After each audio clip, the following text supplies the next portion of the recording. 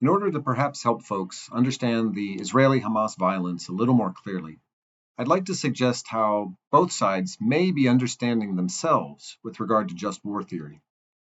Neither side may actually be appealing to it directly, but it has long been a highly influential justification for warfare under certain circumstances. So I believe it is a useful tool. I'm not taking sides in this video, which will surely annoy people on both extremes.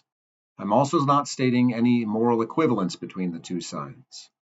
My intention is to help people understand the thinking on both sides of this recent violence. To begin with, classic just war theory describes three conditions for entering a war: proper authority, just cause, and right intention.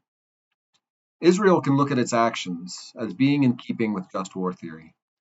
Their military response is being led by their government, a proper authority.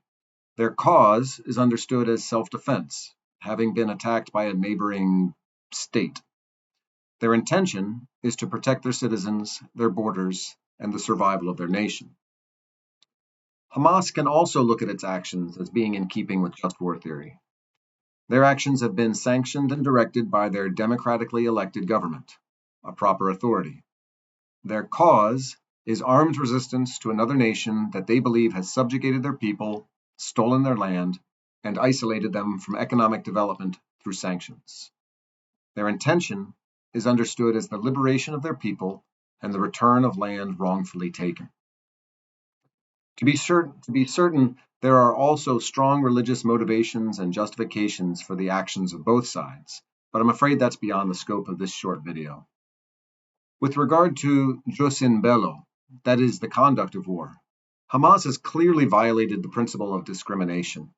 They have intentionally targeted civilians, including the elderly and children, for slaughter and kidnapping. With regard to Israel, it will be claimed, and is already being claimed in some circles, that Israel is violating the principle of proportionality.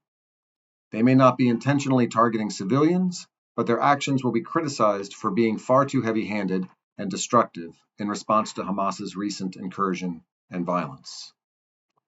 That is to say, both Israel and Hamas will be criticized for not acting in keeping with international norms of warfare, which are described broadly in just war theory.